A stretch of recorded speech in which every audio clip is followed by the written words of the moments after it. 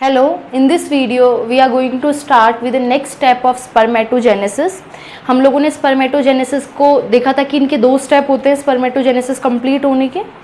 तो पहला जो स्टेप था वो हमने इससे पहले वाले वीडियो के अंदर देखा है, दैट इज स्पर्मेटोसाइटोसिस। उस प्रोसेस के अंदर क्या था, हम लोगों ने देखा था कि जो पीजीसी होती है, प्राइमरी प्रिमोडियल जर्म सेल, जो प्रिमोडियल जर्म सेल होती है वो किस तरीके से माइटोसिस एंड मियोसिस टाइप के डिविजन्स करके स्पर्मेटिड फॉर्म करती है, नॉन मोटाइल स्ट्रक्चर, या फिर तुम बोल सकते हो इनमेच्योर स्पर्म या फिर स्पर्मेटोजोआ फॉर्म करती है। आई थिंक वो सब स्टेप्स आपको याद होंगे। ठीक है, सबसे पहले क्या होता था, 3 फेजेस होती थी स्पर्मेटोसाइटोसिस की। पहली जो फेज़ होती थी वो होती थी मल्टीप्लिकेशन फेज़, जिसके अंदर पीजीसी जो थी वो क्या करती थी, डिवीजन करती थी। ठीक है, देन उसके बाद ग्रोथ फेज़ आती थी एंड देन फिर लास्ट में माइटोसिस मियोसिस होता था। Will discuss at last. हम लोग एक बार कंप्लीट जब ये पढ़ लेंगे, ये वाला पार्ट, ये वाला स्टेप जब पढ़ लेंगे तो हम लोग एक बार लास्ट में हम लोग एक बार डिस्कस करेंगे पूरे स्पर्मेटोजेनेसिस को एक साथ। सो सेकेंड स्टेप जो होता है वो होता है spermiogenesis, that is the formation of sperm from spermatid. And we know sperm is motile, why? Because it is having tail and other structures also. ठीक है, सिर्फ स्पर्मेटिड से स्पर्म बने के अंदर सिर्फ टेल का ही डिफरेंस नहीं है, और भी बहुत सारे एनाटॉमिकल चेंजेस आते हैं। वो हम लोग अभी देखेंगे क्या क्या चेंजेस आते हैं ड्यूरिंग दिस पीरियड। स्पर्मेटिड जब स्पर्म में कन्वर्ट होता है तो क्या क्या चेंजेस आते हैं, और इन चेंजेस को हम लोग बोलते हैं डिफ्रेंसिएशन, और we can also say metamorphosis. Like larva से जब एडल्ट बनता है ना, तो बीच में खूब सारी मतलब स्टेजेस आती है जिनको हम लोग मेटामॉर्फिक चेंज या फिर मेटामॉर्फोसिस बोलते हैं उस कंप्लीट प्रोसेस को। सेम हेयर यहाँ पे भी क्या होगा, स्पर्मेटिड जो है वो कन्वर्ट हो रहा है स्पर्म के अंदर, तो बीच में खूब सारी क्या होंगे, डिफरेंशिएटिव चेंजेस आएंगे। ठीक है, सो स्पर्मेटिड हमेशा नॉन मोटाइल होगा, ध्यान रखिएगा, because it is not having any tail like structure, but your complete mature sperm, और we can say spermatozoa, spermatozoa ये क्या है, टेल, इसके पास क्या होती है, टेल होती है, so it can swim easily, है ना, मोटाइल होता है। नाउ डिफ्रेंसिएशन, स्पर्मियोजेनेसिस के अंदर क्या होता है, डिफ्रेंसिएशन होता है स्पर्मेटिड का, कोई डिवीजन इस प्रोसेस के अंदर कोई डिवीजन नहीं होता, ध्यान रखिएगा, no division, only the differentiation process will take place. सबसे पहले इसके अंदर क्या होता है, हेड फॉर्मेशन। जो स्पर्मेटिड होता है, लाइक पहले देखो ये ऐसा स्ट्रक्चर होता है, ठीक है, ये स्पर्मेटिड है एन कंडीशन में। सबसे पहला काम क्या होता है, हेड फॉर्म होता है, और उसके अंदर न्यूक्लियर चेंजेस आते हैं। न्यूक्लियस जो है उसके अंदर आरएनए फॉर्म होता है, ये थोड़ा सा लाइक ये सेल है, इसके अंदर जो न्यूक्लियस है वो थोड़ा सा इलोंगेट होता है। ठीक है, इसके अलावा क्या होता है, एक्रोजोम फॉर्म होता है। एक्रोजोम इज द स्ट्रक्चर जो हेड के अपर वाले रीजन पे एक कॉनिकल स्ट्रक्चर बनता है। ठीक है, उसको हम लोग क्या बोलते हैं, एक्रोजोम।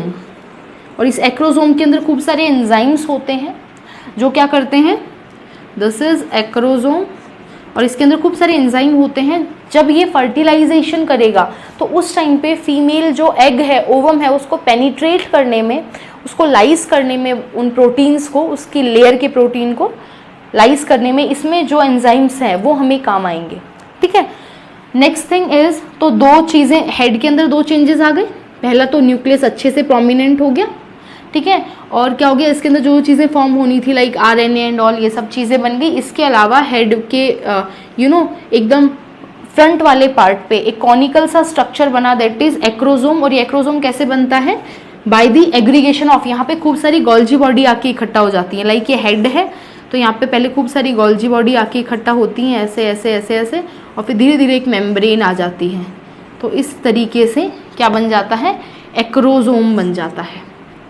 ठीक है, सो हमेशा एक चीज़ ज़रूर ध्यान रखिएगा, फॉर्मेशन हम इतना डीप में नहीं पढ़ रहे हैं, बाकी ये खूब लंबा प्रोसेस होता है, बहुत डीप, कुछ हार्मोन्स भी इसमें काम आते हैं, कुछ फैक्टर्स भी इससे रिलेटेड होते हैं, है ना, क्या क्या, बहुत ज़्यादा चेंजेस को हम लोग डीपली नहीं पढ़ रहे। बस जो चीज़ आपको याद रखनी है, एक्रोजोम फॉर्मेशन के अंदर गोल्जी बॉडी का इंपॉर्टेंट रोल होता है।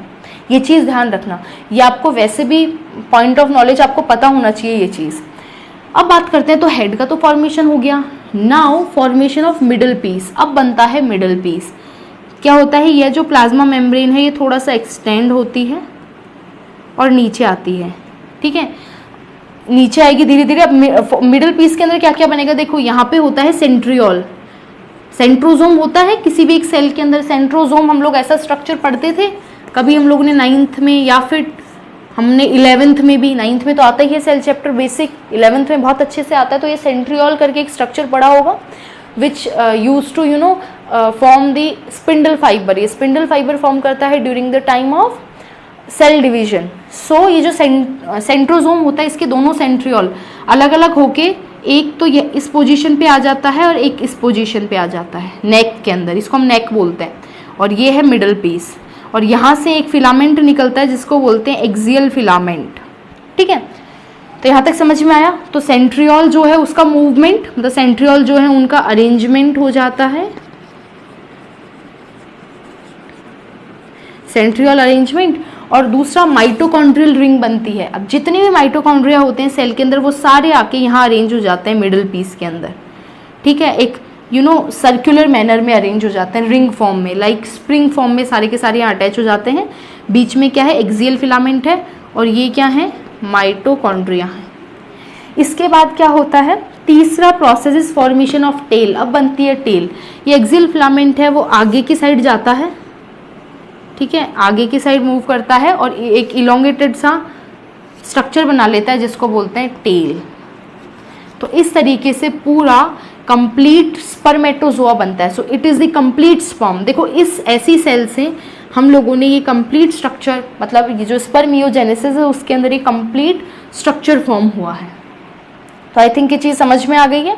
हमको 3 चीज़ें याद रखनी है। हेड के अंदर क्या क्या चेंजेस आए, 2, एक तो न्यूक्लियस थोड़ा अच्छा हो गया, प्रोमिनेंट हो गया, और न्यूक्लियस के अंदर भी खैर खूब सारे चेंजेस होते हैं, but we are not going to discuss that because it is higher level, है ना, वो चीज़ हमें नहीं पढ़नी।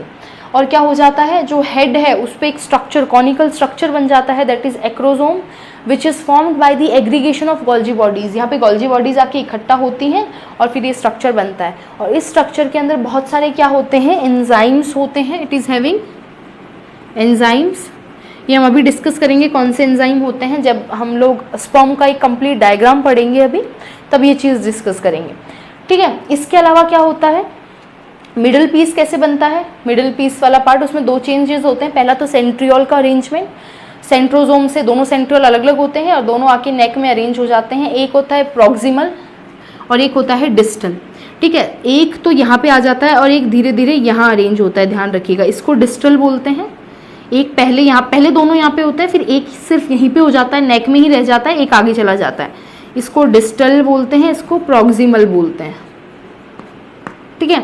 और इसके बाद बीच में जो एक्सियल फिलामेंट जो इन दोनों को ज्वाइन करता है सेंट्रियोल को, वही आगे क्या बना देता है, टेल बना देता है, ठीक है। सो ये क्या है, हमारा कंप्लीट स्पर्म है। तो ये चीज़ आपको ध्यान रखनी है। तो हम लोगों ने अगर स्टार्टिंग से देखें तो क्या किया, सबसे पहले क्या था हमारे पास, था PGC। सबसे पहले क्या थी हमारे पास, PGC, that is primordial germ cell. और इसको हम लोग क्या बोल सकते थे, गोनोसाइट भी बोलते थे, गोनोसाइट।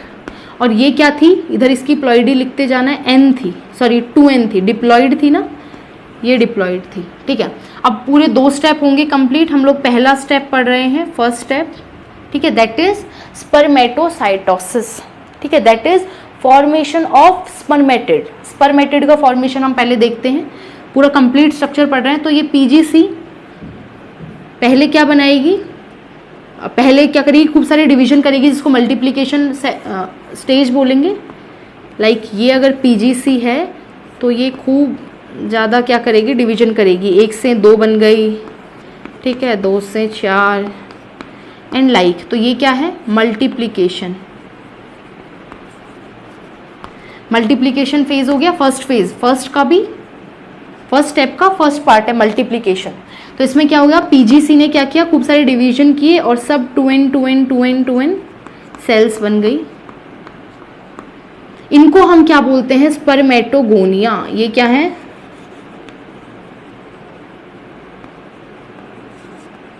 स्पर्मेटोगोनिया। ठीक है, नाउ क्या होगा, अब इनके अंदर फर्दर एक जो कोई भी स्पर्मेटोगोनिया होगी, अच्छा वो वाले तो स्टेप में देख लिया, मल्टीप्लीकेशन हुआ, फिर उसके बाद ग्रोथ फेज भी आती है, एंड ग्रोथ फेज के अंदर क्या आएगी, फिर ग्रोथ फेज के बाद क्या आएगी, ये ग्रोथ फेज आ गई है, ध्यान रखिएगा। चलो हम लोग इसके बाद दिखा देते हैं।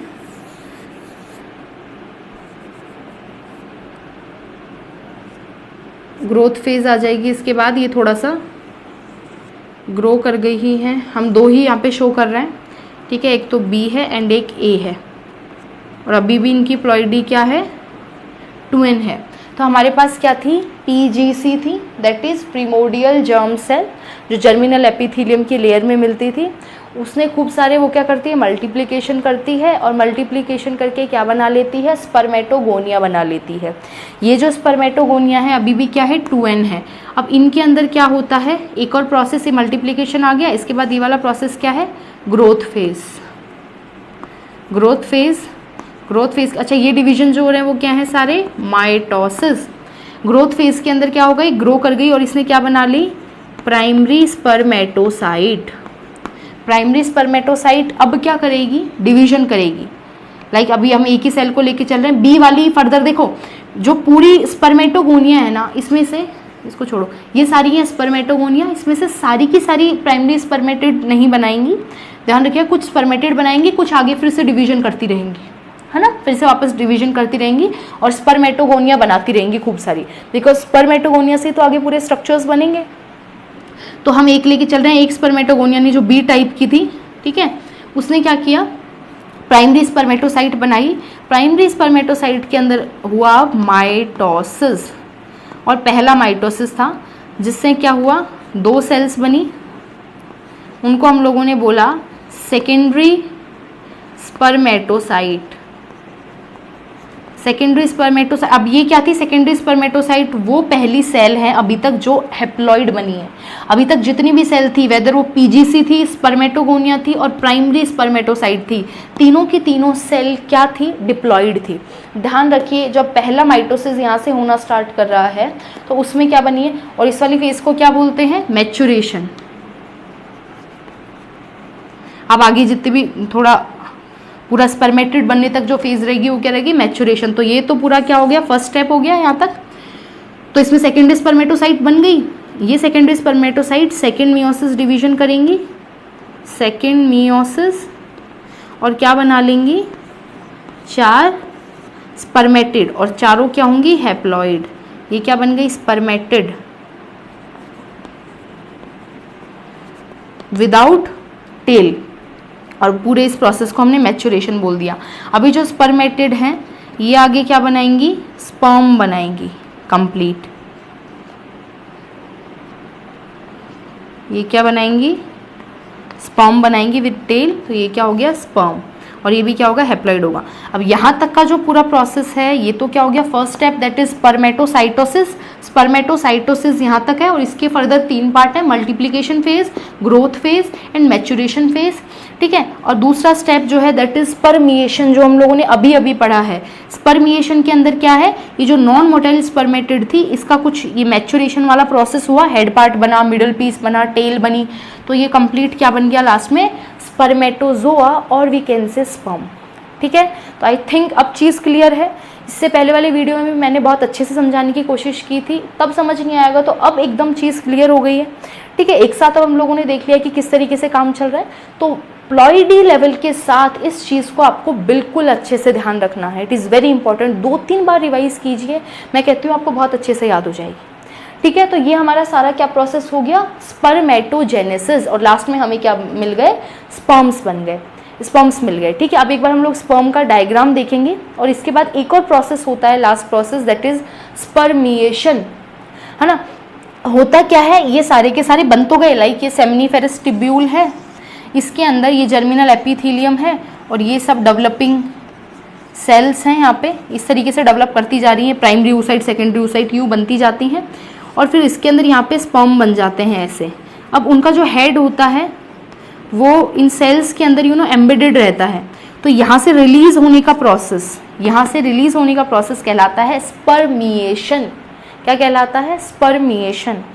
आई बी राइट, मैं लिख दूंगी वो चीज़, बट आपको ये चीज़ एक बार याद रखनी है। पहला spermatocytosis, then spermiogenesis, third step is spermiation. ये स्पर्मेटोजेनेसिस में नहीं आता, ये बाद का एक प्रोसेस है। स्पर्म तो बन गया, अब स्पर्म रिलीज होने का प्रोसेस है स्पर्मिएशन।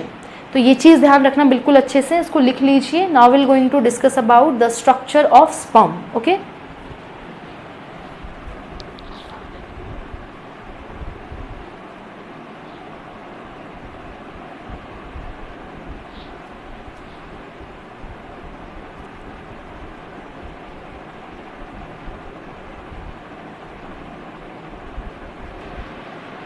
तो हम लोगों ने ये कंप्लीट स्पर्मेटोजेनेसिस देख लिया है।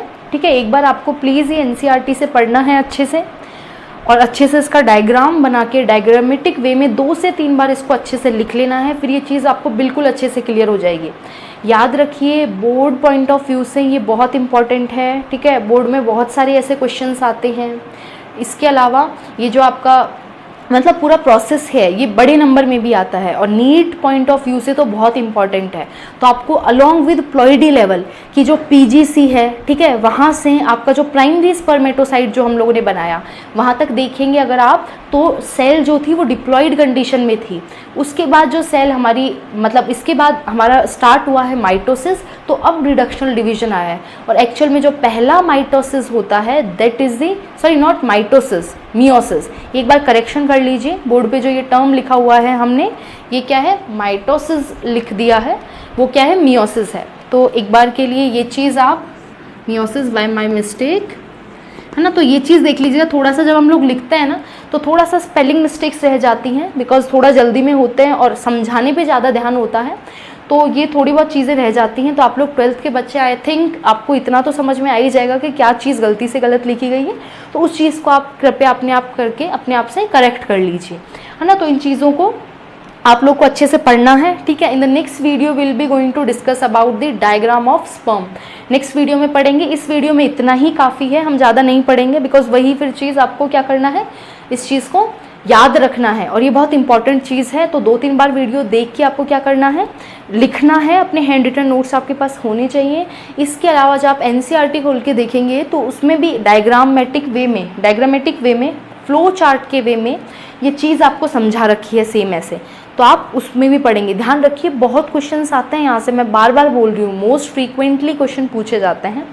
तो ये टॉपिक जो है वो नीट पॉइंट ऑफ व्यू से, या फिर कोई भी कोई भी हायर लेवल के जो भी एग्ज़ाम्स होते हैं आपके, ठीक है, जो भी टेस्ट होते हैं, एंट्रेंस टेस्ट होते हैं किसी भी चीज़ के, तो सबके लिए इम्पॉर्टेंट है। अगर आप ऐसा सोच रहे हैं, अगर आपको नीट नहीं देना है, ज़रूरी नहीं है हर इंसान को डॉक्टर बनना है ना, अपना अपना विश है, अकॉर्डिंग टू अपने अपने तरीके से कोई बनना चाहेगा, कोई नहीं। तो अगर आपको नहीं करना है, if you want to go in some other field, बहुत सारे फील्ड होते हैं बायो में, इफ़ यू कैन, आप एक बार थोड़ा सर्च कर सकते हैं। ठीक है, तो अगर दूसरे किसी फील्ड में जाना है तो आपको आपको किसी अच्छा कॉलेज में जाना है, 12th के बाद आपको बीएससी करना है, तो आपको किसी अच्छे कॉलेज से जाना पड़ेगा बैचलर्स करने के लिए अपना। तो अच्छे जो कॉलेजेस होते हैं लाइक BHU, ठीक है, बनारस हिंदू यूनिवर्सिटी, इसके अलावा DU, ठीक है, JNU, ये जो कॉलेजेस होते हैं इनमें किसी में तो आपके एंट्रेंस हैं। बहुत सारे कॉलेजेस ऐसे हैं जो अब एंट्रेंस लगाने वाले हैं फ्यूचर में, अभी ऐसा है नहीं कि हर कोई लगाएगा, बट थोड़ा सुनने में आया है कि एंट्रेंस एग्ज़ाम लग सकते हैं। अभी तक तो मेरिट बेसिस पे होता था, आपके 12th के बेसिस पे जो भी मार्क्स होते थे उस बेसिस पे आपका एडमिशन हो जाएगा। ठीक है, तो आपको मेन ध्यान रखिएगा, नीट ही ज़रूरी नहीं, आपको बोर्ड में बहुत अच्छा स्कोर करना है। Your first priority will be your board, because board important है। आपने बोर्ड में अच्छे मार्क्स रखे हैं तो 12th का जो मार्कशीट है वो हर जगह काम आता है, ध्यान रखिएगा। हर जगह आप कहीं पे भी जाएंगे सबसे पहले 12th की मार्कशीट देखते हैं, ठीक है, क्या आया क्या नहीं आया। वो बात अलग है, नंबर कहीं पे भी नहीं डिसाइड करते future, I know, but then also आपके नंबर अच्छे तो होने चाहिए। आप अगर अच्छा पढ़ रहे हो तो नंबर ऑफकोर्स अच्छे आएंगे, ऐसा बिल्कुल मत सोचिए कि हम तो बहुत अच्छा पढ़ रहे हैं, नॉलेज है, बट नंबर नहीं डिसाइड करते हैं। आपको अच्छा पढ़ोगे तो नंबर भी अपने आप आएंगे ना, तो वो चीज़ देख लेना एक बार के लिए। और आपको क्या करना है, अगर आपको हायर, मैंने बोला ना, अगर आपको नीट नहीं करना, कुछ और करना है, तो आप अपना 12th का जो परसेंटेज है उसको बिल्कुल अच्छा रखिए, कि परसेंटेज बेसिस पे क्या होता है, एडमिशन्स होते हैं बहुत अच्छी अच्छी यूनिवर्सिटीज़ में, और उन यूनिवर्सिटीज़ में इतने अच्छे प्लेसमेंट हैं कि इवन आप वहाँ जाने के बाद नीट तो भूल ही जाएंगे कि इतना अच्छा प्लेसमेंट है, इतने अच्छे आपको जॉब मिलेंगी अपनी, ठीक है ना। तो मतलब ऑल्दो ये जो आपका डॉक्टरी वाला जो फील्ड है ये तो अलग है ही, तो सबसे बढ़िया फील्ड है, बट फिर देन ऑल्सो इससे भी अच्छी अच्छी फील्ड है, ऐसा कुछ नहीं है, हर इंसान डॉक्टर थोड़ा ना बन जाएगा ज़िंदगी में। तो वो चीज़ है, तो उसके लिए एंट्रेंस भी होता है, अलग से भी टेस्ट होता है। 12th के बाद आपको प्रिपेयर करने की ज़रूरत नहीं है, अगर आप साथ के साथ अच्छे से पढ़ लेंगे तो जस्ट 12th करते ही आप कोई भी यूनिवर्सिटी का एग्ज़ाम दे देंगे, कोई भी कंडक्ट करवाते हैं तो BHU तो करवाता है, तो BHU का आप एग्ज़ाम देके 12th में, और BHU जो बनारस हिंदू यूनिवर्सिटी है उससे अपना बैचलर्स कंप्लीट कर सकते हैं, और उससे आपको बहुत अच्छे प्लेसमेंट्स के चांसेस होते हैं। ठीक है, सो वो अलग बात है, वो चीज़ एक अलग है, वो आप अपना बाद में सोच सकते हैं। अभी के लिए हम लोगों ने ये डिस्कस कर लिया है। Now in the next video we will be going to discuss about the diagram of sperm के डायग्राम को हम लोग डिटेल में स्टडी करेंगे। Okay, thank you.